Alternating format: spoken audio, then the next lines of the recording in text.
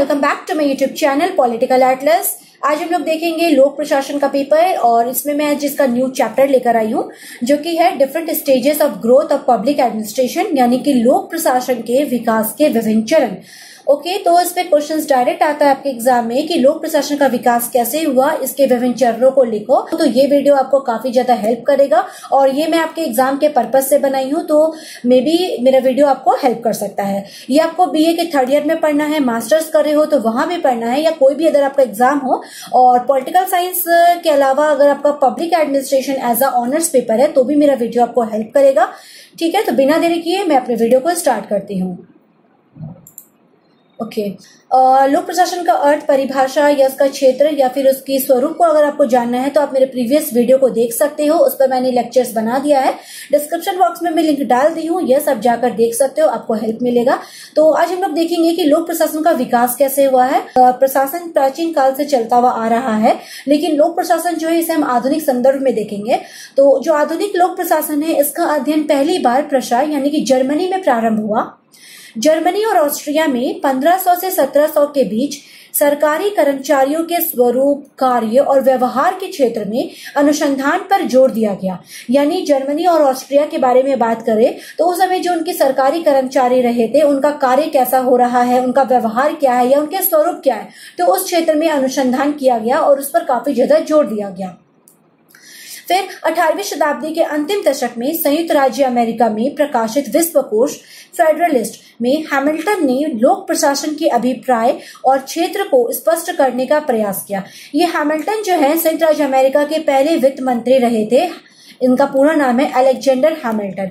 इन्होंने क्या किया, 18वीं शताब्दी में अमेरिका के विश्वकोश में फेडरलिस्ट में इन्होंने अपना एक बोल सकते कि प्रकाशित किया अपने विचार, जिसमें लोक प्रशासन का क्या अभिप्राय है और उसका क्षेत्र क्या है, तो उसको स्पष्ट करने का प्रयास किया है।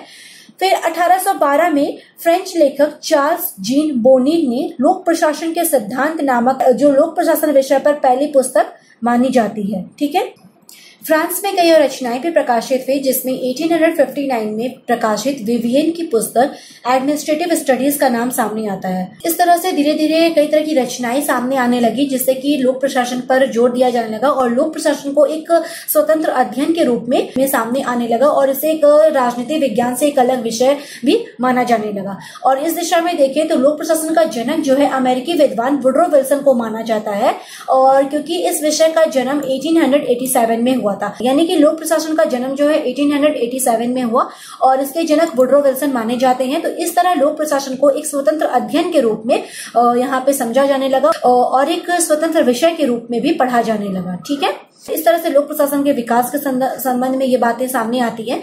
अब हम लोग देख सकते हैं कि लोक प्रशासन के विकास का इतिहास कई उतार चढ़ावों का रहा है, जिसे हम निम्नलिखित चरणों में बांटकर समझ सकते हैं। ठीक है, तो क्वेश्चंस आपके एग्जाम में डायरेक्ट आते हैं कि लोक प्रशासन का विकास कैसे हुआ है, जिसके विभिन्न चरणों को लिखो। तो ये जो मैंने यहाँ पे टेबल में जिस तरह से 5 चरण बताए हैं, इन 5 चरणों को ही हम लोग डील करेंगे एक एक करके और यही आपका आंसर बनेगा। शॉर्ट क्वेश्चन आता है तो आप डायरेक्ट इसके चरण के बारे में लिख सकते हो, नाम लिख सकते हो, डेट लिख सकते हो, और अगर लॉन्ग टाइप आएगा तो इसको लिख के फिर एक एक जैसे मैं डील करूंगी अभी बताऊंगी आपको वैसे लिखना होगा। तो पहला चरण है कि राजनीति प्रशासन का द्विविभाजन जो 1887 से 1926 तक चला। दूसरा चरण प्रशासन के सिद्धांतों पर बल जो 1927 से 1937 तक चला। तीसरा चरण है प्रशासनिक सिद्धांतों को चुनौती जो 1938 टू 1946 तक गया। चौथा चरण है अंतरनुशासनात्मक अध्ययन पर जोर जो 1947 से 1970 तक गया। और पांचवा चरण है नवीन लोक प्रशासन एवं नवीन लोक प्रबंध जो 1971 से वर्तमान तक जाता है। इस तरह से लोक प्रशासन का जो विकास है विभिन्न चरणों में हुआ है, इसे हम एक एक करके समझ लेते हैं। चलिए, तो पहला चरण है राजनीति प्रशासन का द्विविभाजन जो 1887 से 1926 तक गया। तो पहले चरण में क्या हुआ, राजनीति और प्रशासन को अलग अलग कर दिया गया, यानी कि राजनीति विज्ञान और प्रशासन दोनों को अलग समझा गया, दोनों के बीच में एक डिवाइड लाइन खींच दिया गया। तो लोक प्रशासन का अध्ययन सर्वप्रथम एक पृथक विषय के रूप में संयुक्त राज्य अमेरिका में हुआ। यह भी इंपॉर्टेंट है कि सबसे पहले लोक प्रशासन का अध्ययन कहाँ हुआ, तो संयुक्त राज्य अमेरिका में हुआ और एक पृथक विषय के रूप में, एक स्वतंत्र विषय के रूप में अमेरिका में सबसे पहले इसका अध्ययन किया गया। फिर इस वर्ष क्या हुआ, संयुक्त अमेरिका के प्रिंसटन विश्वविद्यालय में राजनीति विज्ञान के प्राध्यापक वुड्रो विल्सन ने पॉलिटिकल साइंस क्वार्टरली नामक शैक्षिक पत्रिका में प्रशासन का अध्ययन द स्टडी ऑफ एडमिनिस्ट्रेशन नामक लेख लिखा। उन्होंने प्रशासन को विज्ञान की संज्ञा देते हुए इसके विविध पक्षों की संक्षिप्त व्याख्या प्रस्तुत की। उन्होंने राजनीति और प्रशासन का विभाजन करते हुए लिखा कि एक संविधान की रचना करना सरल है किंतु इसे चलाना बहुत कठिन है। कहने का मतलब है कि राजनीति और प्रशासन को अलग अलग या इनके बीच में एक द्विविभाजन की रेखा खींचा गया है अमेरिका में। और अमेरिका में वुड्रो विल्सन ने क्या किया कि पॉलिटिकल साइंस क्वार्टरली एक पत्रिका आई, उसमें उन्होंने अपना एक लेख प्रकाशित किया द स्टडी ऑफ एडमिनिस्ट्रेशन, जिसे हिंदी में प्रशासन का अध्ययन कहते हैं। ठीक है, तो उसमें उन्होंने प्रशासन को विज्ञान बनाने की, विज्ञान होने की संज्ञा दी और इसके विभिन्न पक्षों के बारे में उन्होंने स्पष्ट रूप से व्याख्या प्रस्तुत की और साथ ही साथ इन्होंने राजनीति और प्रशासन को अलग किया और इनके बीच में एक डिवाइड लाइन खींचा और यह कहा कि संविधान की रचना करना काफी इजी है लेकिन इसे चलाना काफी कठिन होता है। तो सबसे पहले राजनीति और प्रशासन को अलग किसने किया, तो वुड्रो विल्सन ने किया है और राजनीति विज्ञान से अलग एक पृथक विषय के रूप में लोक प्रशासन को समझा गया सबसे पहले संयुक्त अमेरिका में। ठीक है, फिर राजनीति प्रशासन को द्विविभाजन करने में कोलंबिया विश्वविद्यालय के प्राध्यापक फ्रैंक जी गुडनॉव का भी नाम सामने आता है, जिसने राजनीति तथा प्रशासन पॉलिटिक्स एंड एडमिनिस्ट्रेशन नामक पुस्तक लिखी, जिसमें उन्होंने वुड्रो विल्सन की तरह प्रशासन और राजनीति का द्विविभाजन करते हुए तर्क दिया कि राजनीति जो है राज्य इच्छा या नीतियों को प्रतिपादित करती है जबकि प्रशासन इस इच्छा या नीतियों के क्रियान्वयन से संबंधित है। अब देखिए, वुड्रो विल्सन के बाद फ्रैंक जी गुडनॉव सामने आते हैं, जिन्होंने अपने बुक पॉलिटिक्स एंड एडमिनिस्ट्रेशन में यह कहा कि राजनीति और प्रशासन दोनों अलग अलग है और यह कहा कि राजनीति जो है राज्य की इच्छा या नीतियों को निर्माण करने से जुड़ी है, प्रतिपादित करने से जुड़ी है और जो प्रशासन होता है वह इन इच्छाओं को या फिर इन नीतियों को क्रियान्वित करने से जुड़ा है, यानी इम्प्लीमेंट करेगा। नीतियों को इम्प्लीमेंट कौन करेगा? प्रशासन। और नीतियों को निर्माण कौन करेगा? नीतियों को बनाएगा कौन? राजनीति। तो इस तरह से राजनीति और प्रशासन के बीच में डिवाइड लाइन खींचा फ्रैंक जी गुडनॉव ने और विलोबी के विचार को सामने रखा है। यानी कह सकते हैं कि नीति निर्माण का कार्य नीति के क्रियान्वयन से अलग है, जिसमें नीति निर्माण का कार्य जनता द्वारा निर्वाचित व्यवस्थापिका द्वारा संपादित किया जाएगा और क्रियान्वयन का कार्य यानी नीतियों को जो क्रियान्वित करेंगे वे कार्य राजनीतिक रूप से प्रशासनिक अधिकारी द्वारा संपन्न किया जाएगा।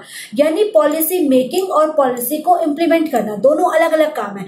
पॉलिसी मेकिंग का जो काम है, जनता जो सरकार को चुनती है, जो व्यवस्थापिका को चुनती है, वो करेंगे, पॉलिसी का निर्माण करेंगे और इस पॉलिसी को इम्प्लीमेंट करेंगे, राजनीतिक रूप से इन कार्यों को करेंगे प्रशासनिक अधिकारी। यानी कि नीतियां बनाई जाएंगी, नेताओं के नाम से बनाई जाएंगी, लेकिन एक्चुअल में इन नीतियों का कार्य कौन करेगा, इन नीतियों को बनाता कौन है, वो प्रशासनिक अधिकारी बनाते हैं। तो इस तरह से फ्रैंक जी गुडनॉव का कहना है कि राजनीति जो है वो नीतियों को प्रतिपादित करती है और प्रशासन क्या करता है, इन नीतियों को क्रियान्वित करता है, इम्प्लीमेंट करने का कार्य करता है। तो इस तरह से राजनीति और प्रशासन दोनों अलग अलग है, फ्रैंक जी गुडनॉव यह कहना चाहते हैं।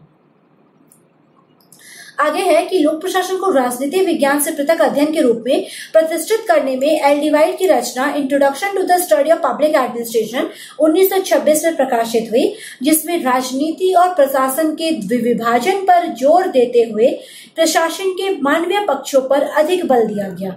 ठीक है, तो एल्डिवाइड ने भी क्या किया, राजनीति और प्रशासन को अलग किया और उन्होंने अपनी book Introduction to the study of public Administration के अंतर्गत राजनीति और प्रशासन के विभाजन पर जोर देते हुए उन्होंने प्रशासन के मानवीय पक्षों पर ज्यादा जोर दिया और कह सकते हैं कि इस पुस्तक को लोक प्रशासन की प्रथम पाठ्य पुस्तक के रूप में मान्यता भी मिली। यानी पब्लिक एडमिनिस्ट्रेशन का अपना जो एक सब्जेक्टिव बुक होगा, तो वो सब्जेक्टिव बुक के रूप में एल्डिवाइड की जो रचना थी Introduction to the study of public Administration जो 1926 में सामने आई थी, तो ये पब्लिक एडमिनिस्ट्रेशन की एक पाठ्य पुस्तक के रूप में भी सामने आती है। तो इस तरह से लोक प्रशासन के विकास का पहला चरण खत्म हो जाता है, जिसमें राजनीति और प्रशासन के बीच में एक डिवाइड लाइन खींचा गया और राजनीति और प्रशासन को अलग अलग माना गया।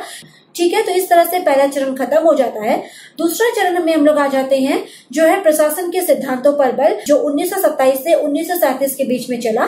तो दूसरे चरण में क्या है कि प्रशासन के सिद्धांतों पर बल दिया गया और इस चरण में प्रशासन के विभिन्न सिद्धांत सामने आते हैं। तो लोक प्रशासन को वैज्ञानिक विषय के रूप में स्थापित करने के लिए मान्य सिद्धांतों की आवश्यकता महसूस होने लगी और इस युग की प्रमुख मान्यता भी थी कि प्रशासन के कुछ सिद्धांत होते हैं जिनका पता लगाना और उनका समर्थन करना विद्वानों का काम है।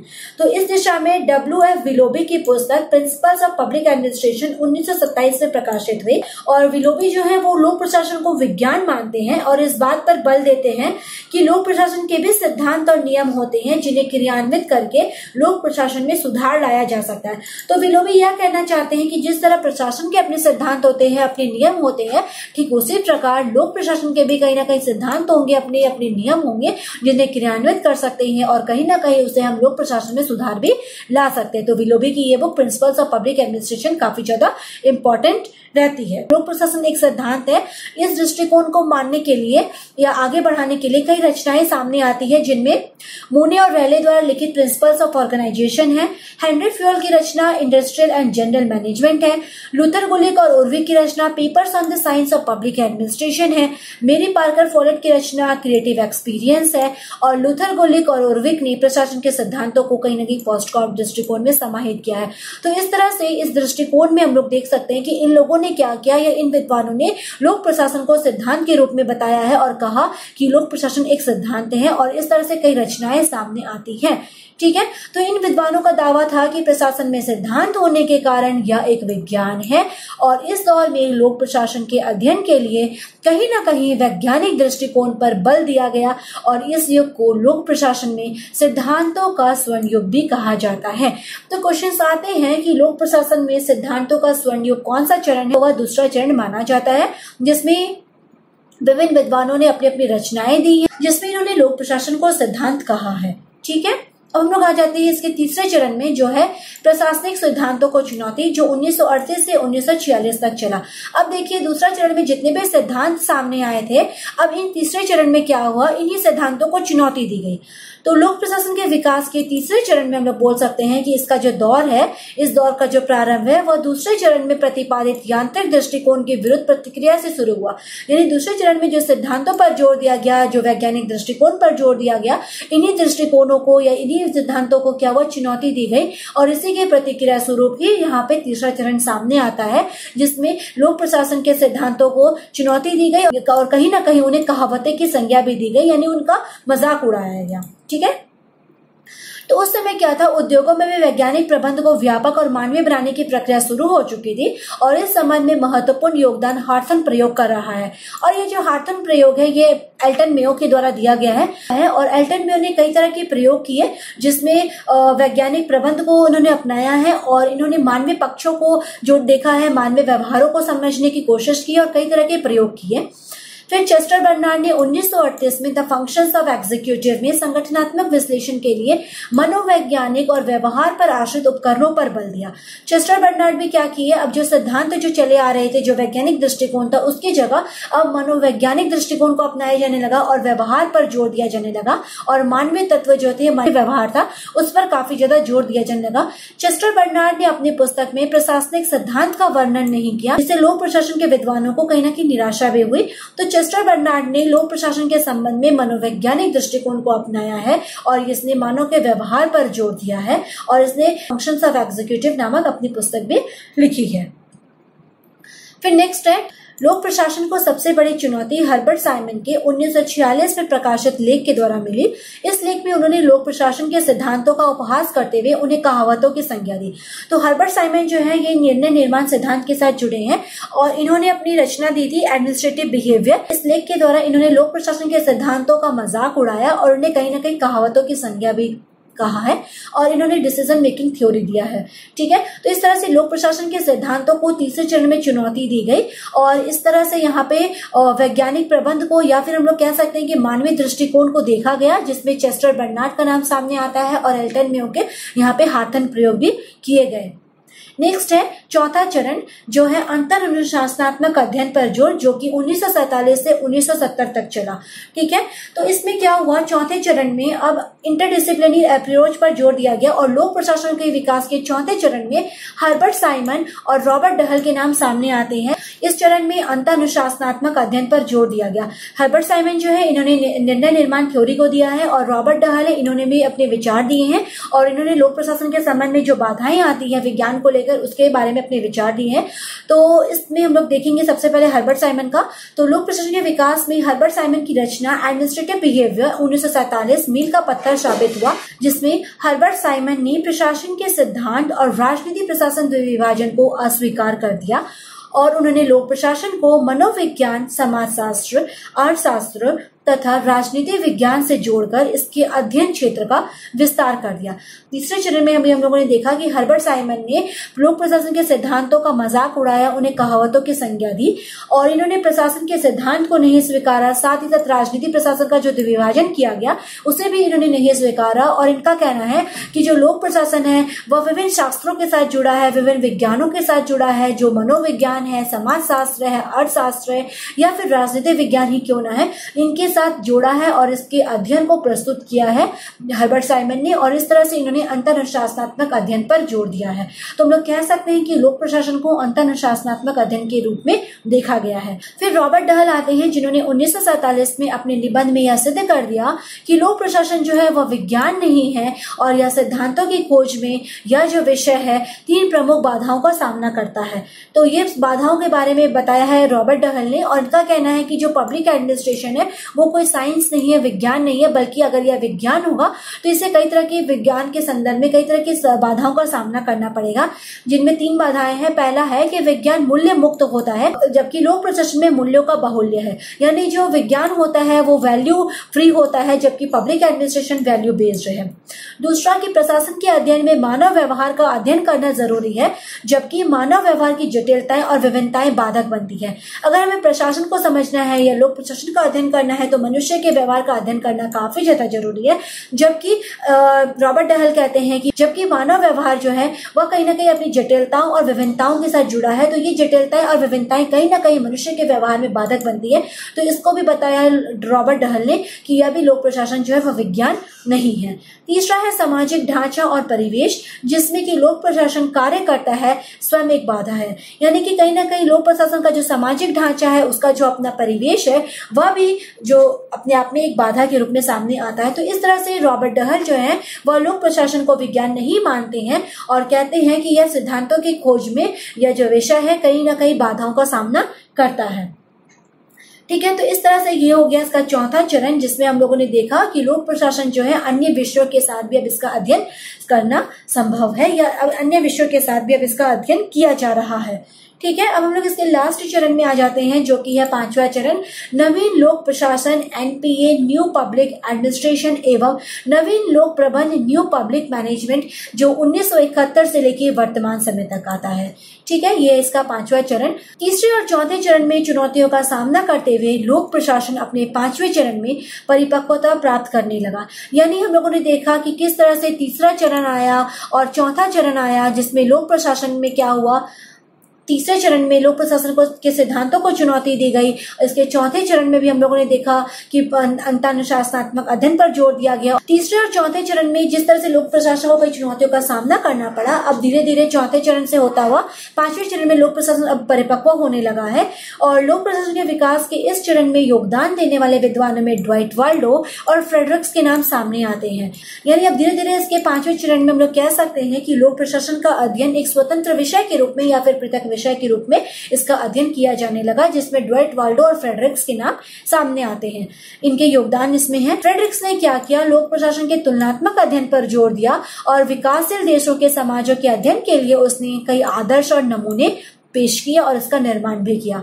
फिर लोक प्रशासन के विकास के वर्तमान दौर में लोक नीति पर विशेष बल दिया जाने लगा, यानी कि जो पब्लिक पॉलिसी है उस पर जोर दिया जाने लगा और 1968 के बाद से लोक प्रशासन के अध्ययन को नवीन लोक प्रशासन यानी कि न्यू पब्लिक एडमिनिस्ट्रेशन के उदय ने एक नई दिशा प्रदान कर दी। अब लोक प्रशासन में एक नई विचारधारा आ गई, नवीन लोक प्रशासन। ठीक है, तो अब ये नवीन लोक प्रशासन का उदय होने लगा जो इसके 5वें चरण में आता है। तो ये नवीन लोक प्रशासन क्या है? तो जो नवीन लोक प्रशासन है या लोक प्रशासन की मूल्य मुक्त धारणा और राजनीति प्रशासन के दिव्य विभाजन को अस्वीकार करती है। यानी जो लोक प्रशासन है जो वैल्यू बेस्ड था उसको ये नहीं स्वीकारती है, ये मूल्य मुक्त होती है और ये कहीं ना कहीं राजनीति प्रशासन के दिव्य विभाजन को स्वीकारती नहीं है और ये मानवीय संबंधों और प्रशासन तथा सामाजिक परिवर्तनों के बारे में नई रचनात्मक दृष्टिकोण पर विशेष रूप से बल देता है नवीन लोक प्रशासन। और नवीन लोक प्रशासन का जनक माना जाता है ड्वाइट वाल्डो को।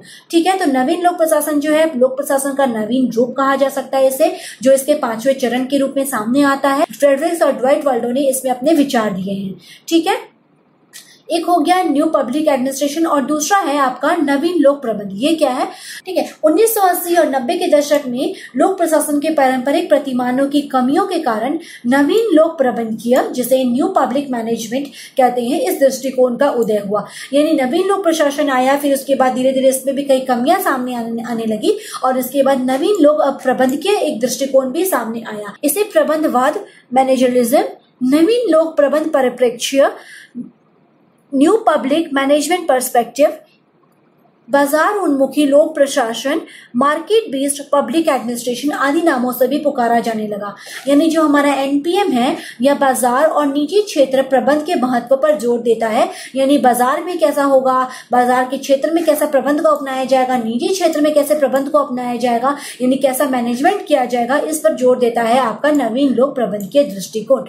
ठीक है, तो जो नवीन लोक प्रबंध दृष्टिकोण है ये 3 ईज को प्राप्त करता है या 3 ईज को प्राप्त करने पर जोर देता है। 3 ईज क्या है? जो कि है एफिशिएंसी, इकोनॉमी एंड इफेक्टिवनेस, यानी कि दक्षता, मितव्ययता और प्रभावशीलता। यानी क्या करना है कि हमें प्रशासन के संदर्भ में दक्षता को प्राप्त करना है, मितव्ययता को लेकर आना है और कहीं ना कहीं अपने प्रशासन को प्रभावशील बनाना है। अगर ये 3 चीज हो जाएंगे तो कहीं ना कहीं हमारा जो प्रशासन है या लोक प्रशासन है वह क्या हो जाएगा, अपने आप को एक प्रभावशील बना लेगा। नवीन लोक प्रबंध जो है यह लोकशयन विचारधारा और प्रबंधवाद पर निर्भर करता है। यानी किस तरह से मैनेजमेंट किया जाएगा उस पर काफी ज्यादा जोर देता है और ये पब्लिक पॉलिसी को भी लेकर चलता है। तो इस तरह से जो हम लोक प्रशासन पढ़ रहे हैं ये कहीं ना कहीं अपने वर्तमान स्वरूप में अब न्यू पब्लिक मैनेजमेंट के रूप में सामने आ रहा है और एनपीएम नवीन लोक प्रबंध के दृष्टिकोण के रूप में भी सामने देखने को अब मिल रहा है। तो इस तरह से लोक प्रशासन का विकास इन 5 चरणों में हुआ है। ओके, तो आपके एग्जाम में क्वेश्चंस डायरेक्ट आते हैं कि लोक प्रशासन का विकास कैसे हुआ, तो आप ये सभी चीजों को जो मैं बताई हूँ आप यहाँ से नोट डाउन कर सकते हो और इसके विभिन्न चरणों को लिखो। डायरेक्ट क्वेश्चन आता है यहाँ से, तो आप ये इस तरह से जो 5 चरण मैंने बताए हैं यहाँ पे मैंने जो टेबल बनाया है इसको आप नोट डाउन कर सकते हो और लिख सकते हो। अगर आपको थोड़ा ज्यादा लग रहा है, लेक्चर लंबा चल गया है, तो अपने हिसाब से आप इसे कट शॉर्ट कर सकते हो और जो जो चीजें आपको लग रहा है थोड़ा ज्यादा है तो आप इसे यहाँ से इसे नहीं भी लिख सकते। तो ऐसा जरूरी नहीं है, बट जो जो चीजें होनी चाहिए एज अ जेन्युइन मैंने उन चीजों को यहाँ पे लिखा है ताकि आपका जो आंसर है वो कंप्लीट आंसर बन सके। ठीक है, तो इस तरह से 5 चरणों को मैंने यहाँ पे डील कर दिया है। ओके, अब हम अपने लेक्चर के एंड पे आ जाते हैं। अगर आपको कोई भी डाउट होगा तो आप मुझसे पूछ सकते हो, कमेंट डाउन कर सकते हो। ओके, नाउ चैप्टर के एंड पे आ जाते हैं। अगर आपको आज का मेरा लेक्चर अच्छा लगा हो तो प्लीज आप मेरे वीडियो को लाइक कर सकते हो, अपने फ्रेंड के साथ भी इसे शेयर कर सकते हो और अभी तक मेरे चैनल को सब्सक्राइब नहीं करे हो तो प्लीज सब्सक्राइब कर लो। इस तरह से मैं वीडियोस को लेकर आती हूँ और चैप्टर्स को क्लियर करने की कोशिश करती हूँ। तो आज के लिए इतना ही, so thank you very much.